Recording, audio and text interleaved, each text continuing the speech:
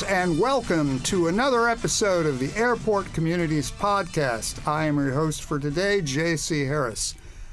I'm an outsider. As you can see, I'm here, moved from Detroit a long time ago when we started STNI. All of us were outsiders, not native Seattleanians. We came here, and when we got involved, we started talking up the concept of boiled frogs. You know, the growth of the airport had gone up, up, up. But people who are boiled frogs don't know they're boiling. They cycle in and out with their concerns every few years, and they're like, okay, what do we do now?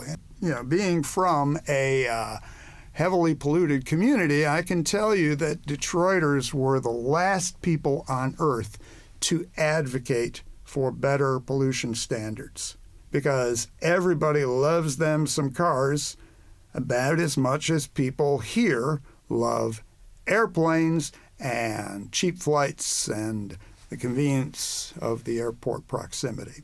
The funny thing about Detroit, which is perfectly true for Sea-Tac, is that there are relatively few people now who work in any aspect of aviation in the golden era metaphor of, you know, the captain with the wings and the highly paid mechanics and the designers and all of that stuff. There haven't been for a very long time. Just as with Detroit, they started moving a lot of that process out of here 50 years ago. If you think we're being harsh, remember the glory days of the 747s around 1971, and everyone thought they were also going to get an SST. Forget the wisdom of having hundreds of supersonic flights anywhere near populated areas. Knowing what you know now about how much people love those cheap flights and how people are willing to go through almost any hell to manage frequent flyer miles, like take diversion flights over to this place just to add on a few more benefits, in what reality does it make financial sense to have hyper-expensive flights for an elite few just to save a few hours? I mean, that's how nutty people were about aviation. Frankly, it took outsiders like us who weren't in the soup to recognize the problem. It's not something special about us. That is the case in almost every situation like this. As in the auto industry, it's unrealistic to expect anyone who has worked for an airline, the FAA, Boeing, any of this stuff, to advocate objectively. As Upton Sinclair famously said, it is difficult to get a man to understand something when his salary depends on his not understanding it. Words to live by. We call the SAMP the fourth runway. We said that it will create as many new operations as the third runway, but that was never true, and we want to fess up now. It will create far more. We were trying to come up with a slogan that was simple because the story is simply too complicated when, we wanted to build a little narrative, and we're going to dive into an overview today of the more realistic story, which anybody with some planning background, could have told you back in the 90s. Afterwards, you may feel even more so that resistance is futile, or hopefully, we've been looking at this wrong, let's figure out how to do it better. The question is, how do you get people to take this kind of planning seriously? Think about a massive capital expense. You don't build a factory unless you expect to use that factory, right? You wouldn't spend billions like we're doing these data centers now just to add a few more % of capacity. I mean, you could. The Soviets did that. The Chinese do that. They do these sort of, like in the Depression, you just sort of have these make-work projects. But let's assume that that is not what's going on. Let's assume that there are incentives just beyond, creating some short-term construction jobs. Take a look at this. In 2000, the airport ran 445,000 operations on 2 runways, almost as many as it does today on 3 runways. And that was before all the electronic gizmos. Here's the weird part. They had 2 runways, but they did not function like a normal 2-runway airport. If you recall, the reason they needed a 3rd runway was because they could not do parallel landings and takeoffs. You need a certain amount of horizontal separation, and they did not have enough land at the time to do that. Essentially, the airport was a 1-runway airport most of the time, or at best, those jump seats on trucks and fancy SUVs? You use it when you absolutely have to, but it's not what you want to use, right? If you have a normal 2-runway airport with enough separation, you can easily run over 400,000 operations. Happens all over America. They did it at Boeing Field. You only need 2 runways to run a hell of a lot of operations, even with that old-fashioned radar stuff, The East Runway and what is now the 3rd runway are essentially what the airport should have been all along. 2 runways, 450,000 operations a year, no sweat. It is that horizontal separation that is really the secret sauce. So forget all this fibbing about only using the 3rd runway in bad weather. Of course that was a complete fib. We got to get over it. What really matters is that they were able to do 445,000 operations in 2000, even with a crippled jump seat sort of system. In 2025, the airport will run about 450,000 operations, which is only 1.6% more than 2000. Ponder this, go have a smoke, we will wait. Now, we're going to take a cleansing breath here for a second, because if you look at all the aircraft delays and stuff and the shutdown government thing and all the issues this year, about how underfunded the FAA has been. The FAA has been underfunded for 45 years. Remember President Reagan, how he fired the controllers? Think about that. 1980, the most valuable public employees in terms of your safety. That was his line in the sand to bust federal unions. He did not want to give them raises. He wanted to make them the example of overpaid government workers. Of all the people that you would want to go hard on, those 15,000 people who are directly responsible for keeping planes from falling out of the sky? Now, working in the auto industry, we accept, even with airbags and stuff, we accept 40,000 deaths a year on American roads. Okay? That's just what happens. One aircraft misbehaves and people lose their minds. It's a national news story for like weeks. We have a fundamentally different risk tolerance for aircraft. You have to make them many orders of magnitude safer. The public will not tolerate even one accident or they go mental. But those are the workers you want to go to the mat with? That should tell you how underfunded the FAA is and what our government truly values. So every time, if you're not thrilled about the current levels of noise and operations, you should thank your lucky stars that Ronald Reagan began a practice of chronically underfunding the FAA. Because if they had had the money they needed, we've said this before, we'll keep saying it, they already would have upgraded all their electronic systems from like Windows 95, that's an exaggeration, but to where they should be today. If they had done that, which they will do at some point, the electronic navigation would be complete around all major airports like Sea-Tac. It's not. It's about half the way there.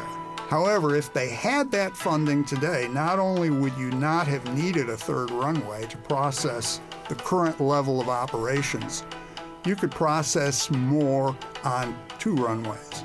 And that should tell you about what's coming when those upgrades kick in. As we always said, throughput issues are on the ground. Parking, getting people through the terminal. Because you like convenience so much, they'll solve for that with facial recognition and getting rid of the whole take your shoes off theater. And people will blow through security much faster than they do now, which was part of the secret sauce in 2000, before that irritating 9/11. There will be no problem providing throughput. The original cost of the third runway was about $215 million. Okay, this is America, so we're all very cynical about construction projects. We hear you. Even so, the third runway ended up being 4 times that. Scandals and all kinds of stuff, but note that when the third runway opened, it did not make any dramatic difference. In fact, you can kind of tell if you look at the planning. It allowed them to start resurfacing the other 2 runways. See, you still really only have to have 2 runways. The third runway is more about being able to have headroom. You want to be able to take one out of service for whatever reason, do maintenance, rotate them and so on, because, you know, this is concrete. You got 400,000 pounds of tube hitting the tarmac 1,200 times a day, and, you know, it creates a little wear and tear. But look at the SAMP now. It's budgeted at $5.5 billion, and it's already accounted for. That doesn't take into account $2 billion for the International Arrivals Facility, $1 billion, yes, with a B, for the new baggage handler, the new security stuff that already should be rolled into the SAMP because it all increases capacity. And remember, the baseline, 445,000 on 2 runways with the old terminal and the antiquated FAA electronics, you know, none of these upgrades. So they're solving for all that. Now you've got a third runway and you've got all that new stuff, billions of dollars, and it's still only gotten you to 1.6%. But that's before the SAMP, all the new gates and all the other stuff, which are part of the near-term projects, the NTP. That's what we're talking about this year. Then there's a long-term projects, LTP, that begins in 2032, which is also kept away from this legal decision. Our contention has been from the beginning that the moment the third runway opened, the SAMP was on the board, all of it, for many reasons. But at bottom, again, who builds a third runway with all that infrastructure just to add 1.6% more operations? Who builds a factory? Who builds a data center? Puts in all that pain and suffering for 1.6%? Nobody. And you say, well, their goal is to get to 540,000. That's a lot. You're saying that you're going to go through a third runway and $12–13 billion more for 21%? Remember, the first runway got you to 100,000 operations. The second to 445,000. That's return on investment, my friend. Not 445 to 540. I mean, seriously. People do not build a third runway and then all of the other improvements for those small yields. Does not happen in a rational economic environment. Remember, the airlines are paying for most of this. These are not highly profitable businesses to begin with. Note how they charge you for your wheelie bag and peanuts now. You are asking everybody to join in on something that expensive, which only garners 21% more business. You do all that stuff so that you can finally run all 3 runways at will. That's why we say at least a third more operations. The theoretical capacity of the skies at the current non-optimized technology is 600,000. That's without the best practice electronic navigation, and we should plan for that now. There's this nonsense of, well, they were here first. And that's like saying that because there was a tiny little farm 75 years ago with a couple hundred pigs, you can now allow it to expand to hundreds of thousands. Because even the people who fought the third runway did not internalize this lesson. It's not about stopping a third runway. It's about the reason you couldn't stop the third runway.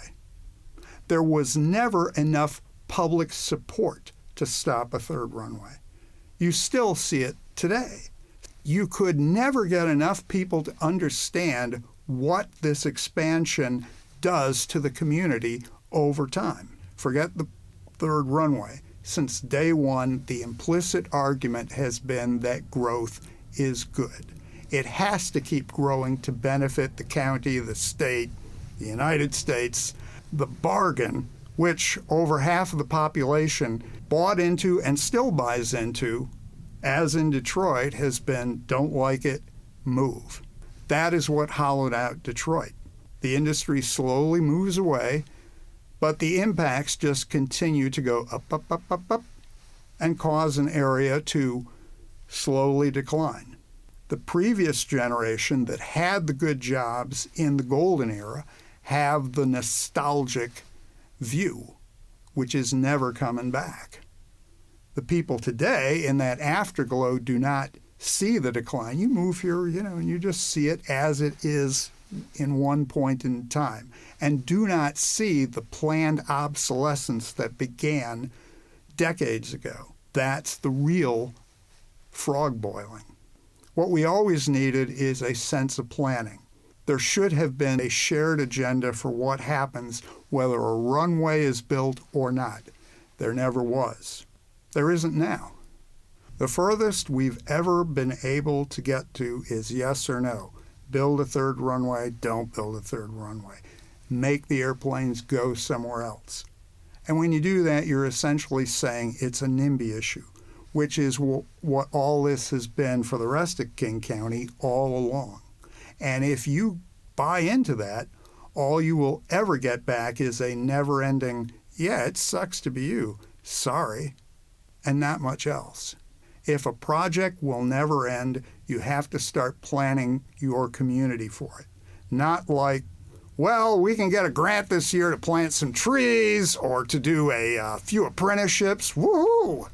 You have to say to yourself, how can we, without lying to ourselves, constantly accepting table scraps, really live with this thing? What can they give up? What can our cities agree to? That has never happened. We don't have a plan. We don't have a proposal. We should get one. The entire area is now built out. People have to have good places to live, and we all have to acknowledge what this means for us. At the risk of being repetitious, in 2000, with 2 runways using what is outdated technology, the airport successfully ran 445,000 operations. Since then, with billions in upgrades, they have gotten a 1.6% increase. The SAMP, using their numbers, the most conservative outlook is 21% increase over the next 10 years. Forget our notions of a third. Let's just say 21%. Think about how bananas people have gotten since then, not over building the third runway. I mean about the increase in perception of noise and negative impacts. Does it feel like 1.6%? I have not run into a single person yet who guessed that the increase was 1.6%. But that's a fact. Try to wrap your mind around 10 times that increase in the things people do not like about it. 10 times more. 1.6, 21, okay, it's about 10 times more. Those aren't conjectures or any of our deep analysis. That's right in the documents. It's what they are telling you. So from one point of view, when the port just sort of seems a bit, shruggy and indifferent, they have real numbers to show the increases have not been as dramatic as people perceive them. This is going to be, on paper, 10 times worse. Do you see 10 times more energy in the community about this? We posit that there's about 10 times less. And if you want to do something about it, you should start with understanding why that is. The port has, on paper, a good story to tell. They collect data to support their case, and that is how you know that they are concerned about long-term planning. We have not and do not. And that is another way you can tell we have been unconcerned about the long game. We completely understand that people's perceptions, their feelings, will always trump what is on a piece of paper. Well, just listen to it! But that is not how it works in terms of legislative relief and judicial relief. You have to have a story to tell on paper that does not rely on perceptions. It has to be based on regular, slow, boring data collection. And that is always at the top of our legislative agenda. But we have noticed that that is the one item that gets the least clicks. Your electeds and advocates know that your concerns are about your feelings, your perceptions. So every reflex will be to have another listening session. What you should be asking everyone who advocates for you, what have you done, what are you doing to develop the same kind of robust, multidisciplinary data collection that the port is required to put together every day, week, and month of the year, so they are ready to make their case on paper. What are you doing to make a case on paper that is better than what they have, recognizing that they have a lot of practice at it?